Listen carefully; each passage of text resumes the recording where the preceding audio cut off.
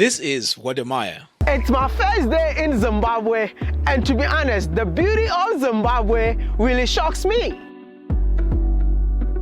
This is Jeremy Clarkson and his team. Now, what you find surprising is these two people, or these two groups of people, are in the same country documenting pretty much the same country. But you have mixed reviews. When it comes to the Grand Tour, One for the Road, you find that there is 98% positivity there. But when Wadamaya did his videos, he had a backlash. In fact, it was so bad that I had to do a video asking him if he was paid by the government to say something positive about Zimbabwe. The fact that I went through a struggle to do that video even makes me happy. Yes. That I didn't get this thing easy. So when I see people saying that this guy has been paid Yes. it's just sad to the extent that I've spent to go back to Ghana, probably I think this would be like $10,000. 10,000? Because even there's a But guy. do you notice something here? If it's someone else other than an African talking positively about Zimbabwe, it's met with, oh, this is fantastic, this is great.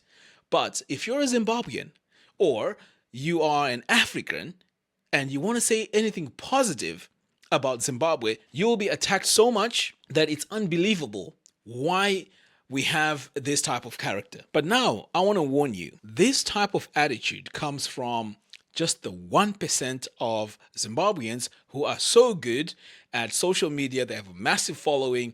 These are the people who have a lot of influence. So this may sound like I'm just talking about the Grand Tour and I'm just talking about Wadamaya, but this leads me into something even more serious. Have you ever been in a situation where you're really passionate about your country, you really want to do something in Zimbabwe, or you want to retire there, but you just met with this negative energy and you start doubting yourself. You start doubting why you want to go to Zimbabwe and do something, start a business, or even retire there. This comes from that 1% of people that are so negative, they will suck out all the energy out of you. And then you find yourself talking about Zimbabwe is such a bad place, Zimbabwe is not livable. And then you start saying things like, oh, a lot of people are poor, a lot of people are like this. Now, let me tell you something.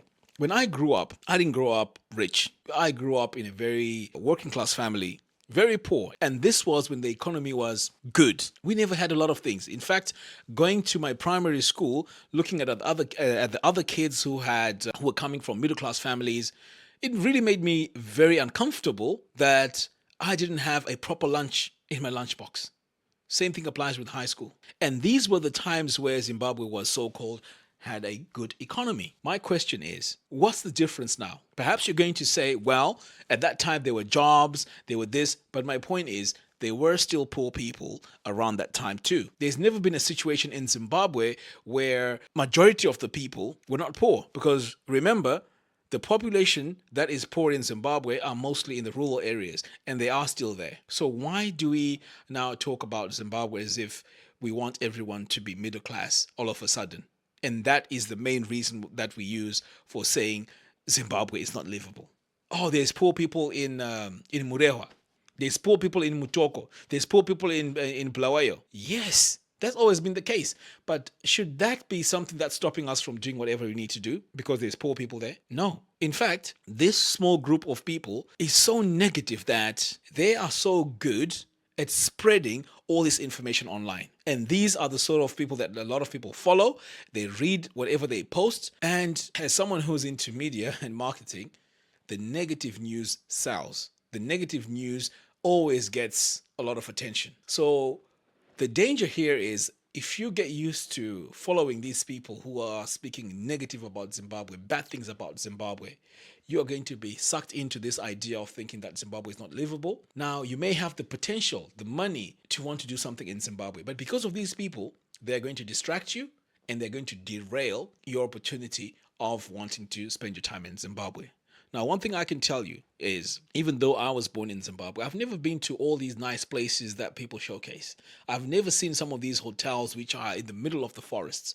Never. And these are all in Zimbabwe. Now, there are so many opportunities that you guys there in the diaspora can do in Zimbabwe, but your opportunity is being robbed by people who are so negative. I can tell you right now, and I'm not afraid to say it, Zimbabwe is a very beautiful country. A lot of people give me a lot of positive feedback when it comes to Zimbabwe. Now, just recently, I was in Gambia. In fact, I am doing a video about that. You start looking back at your country thinking, oh, but you know what? We actually have quite a lot of things, or quite a lot of nice things going on. Now, this is not to say that Gambia is bad, but I'm just talking about sometimes you don't realize what we have until you go out there and compare with other countries. I've been told several times that there are a lot of African countries that don't even have the roads that we have in Zimbabwe.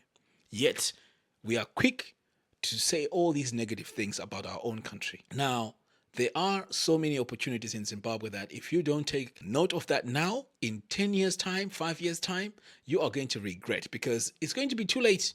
Because as you know, it's a country that's growing, and is growing in a way that people never even thought about. Despite the fact that Zimbabwe has sanctions, despite the fact that it's not really trading because of the sanctions and so on, but the growth that's happening in the country is amazing. All these new neighborhoods being built in Zimbabwe is shocking. Now we have Starlink. I made a video about Starlink. I will leave a link to that in the video description below. This opens up even more opportunities of doing business. Now, if there are people, Zimbabweans or Africans in the diaspora, you are people with such an advantage of doing something in Zimbabwe or something back home in Africa. You have the opportunity to send things from the UK into Zimbabwe or into whatever country it is that you are in. But the missing point is you are discouraged by this small number of people. They discourage you so much that you feel so helpless. So that's my warning to anyone that wants to do something positive in their country. And this includes all the countries in Africa, basically, and Zimbabwe. These people are robbing you of opportunities that you can do. And I'm not saying just leave whatever you're doing and just go to Zimbabwe and start doing whatever. No, you still have to you still have to do your due diligence, take calculated risks, and so on. But the opportunities are there. Now, a lot of people argue and say, well, Zimbabwe, they should have this, they should have that. Majority of the time, they're comparing it with what? With Europe. Do you know what Britain had to go through, or what they had to do for them to have all these motorways, even the underground in London? Do you know what they had to do to achieve that? Now, I will leave you that with some homework. Go and find out. We are not doing that in Zimbabwe, nor are we doing it in Africa. So we cannot expect or compare how the UK is developing or is developed with Zimbabwe. We can't, because we have two different histories here. So having said that, there are so many things we can do in Zimbabwe. Value addition, we can go into so many areas where we can really make money, because now we live in a global world where our services are needed pretty much everywhere. Now, if you miss this opportunity, you're going to regret it. So what's the way forward with this? Well, all I can say is you really have to spend time with like-minded people. These negative people will suck out all the energy out of you. You're going to feel helpless. And a lot of the times, a lot of these negative people as well, they have failed. So they don't want anything good for anybody else. So the moment you mention something here is positive, it's followed by, oh, why don't you go to Mbari? Why don't you go to Bulawayo and see how things are there? Okay, so what about me? What about what I want to do for my wife, my children, my relatives? And by the way, how can we solve the poverty issue on an individual basis? We can't. So because we can't, does that mean that we should not try and improve ourselves? No. So do not let these negative people really suck out all this energy out of you. Find a path for yourself. Go to Zimbabwe with an open mind. Look at the opportunities on the ground. Yes, there's a lot of negativity there, or rather not negativity, but there's a lot of things that are supposed to be a certain way, but they're not. Yes, there are things like that. I'm not saying Zimbabwe is perfect. No. All I'm saying is there are opportunities there, but there's a very small number of people that are directing the narrative of how bad Zimbabwe is.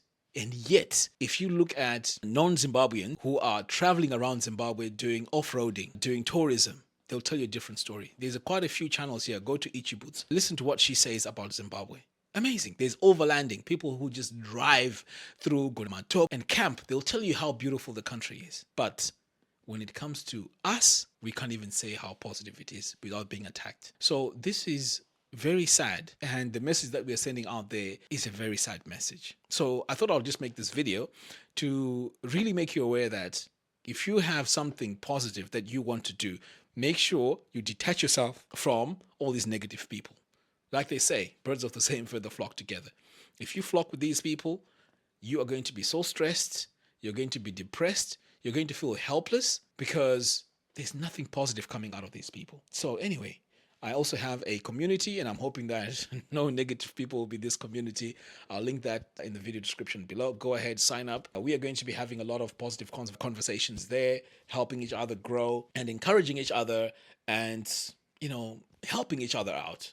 So the community is there. Go ahead, sign up. It's free at the moment.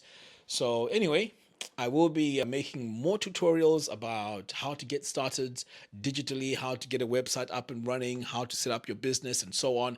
And I'll also be doing some discussions with people that have made it, people who are in the diaspora, who have started businesses, people who are doing a lot of amazing things. So if you have any names, please let me know in the comments box below. I'm really eager to speak to people that have made it so we can learn from them, and also perhaps everybody else can learn from them. Anyway, guys, thank you very much for watching. I'll see you again in the next one. Take care.